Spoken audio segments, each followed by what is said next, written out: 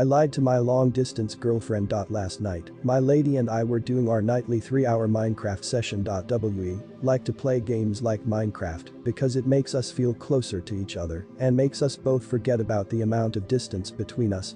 It's our safe place. That is, until last night. Last night, we decided to go caving together and she was getting very upset because she wasn't finding any diamonds. This went on for 2 hours and she started losing confidence in her diamond finding abilities. Suddenly, I turned a corner and there they were. Plain as day. 4 blocks of elusive diamonds embedded in the wall. Begging to be harvested. But not by me. I did the unthinkable. I killed all my torches. I backtracked into our common area, the ground we established before we went our separate ways into the mine together.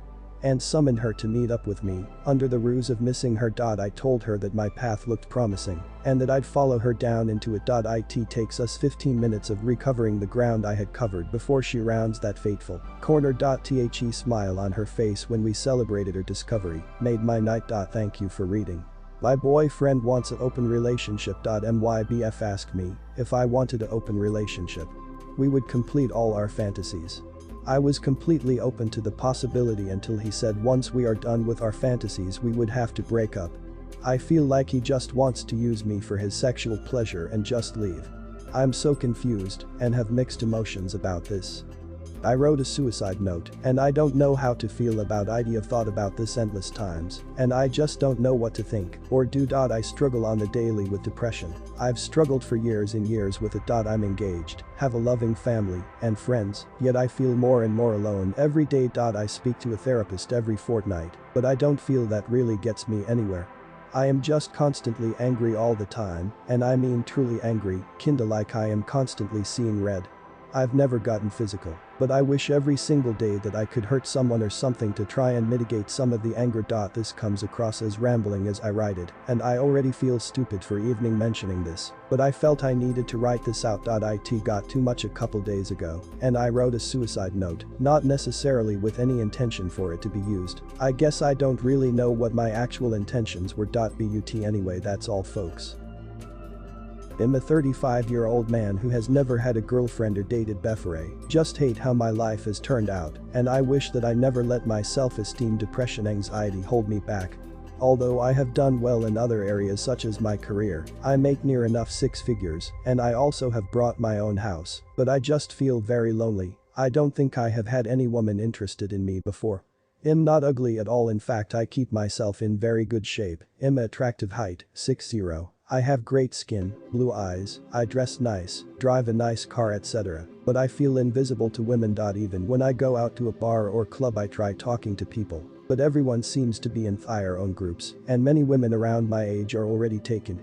I just don't know what I'm doing wrong. I've not tried dating apps out yet, mainly because I prefer face-to-face, but literally everyone around me are in relationships or have kids.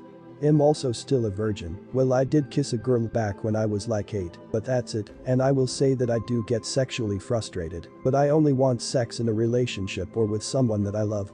I'm just not into the idea of escorts, although at one stage I was seriously considering it. It's another thing. I've always wanted kids and to be able to play football with them or to take them on holiday. It must be such a nice feeling having your own mini-me who looks up to you. It's getting to the point where I'm thinking of just giving up, and I have even been having suicidal thoughts now. Although my job pays very good money, I work as a control systems engineer, but I'm even thinking of just giving this all up. I thought having more money would make me happy, but it didn't. I feel lost and way behind everyone else my age. All my friends back in school managed to find someone and start a family, but I never did. You actually wouldn't guess that I was a virgin who has never had a girlfriend if you've seen me out in public. I'm actually pretty witty and extroverted, but I can just never make connections. Our confessions avatar DURANDAMANDAPANDARANDAPANDA1. I don't think my partner knows how mentally dark my past and current states have been, and I don't think I'll ever tell him. He supports me and knows I have had really rough dark times, but the grimy details, especially when it's more current, I always leave out. I don't leave him in the dark, per se, but I reach out for help in other places. He's not my therapist. He can be an asset to support me, but I have to put limits.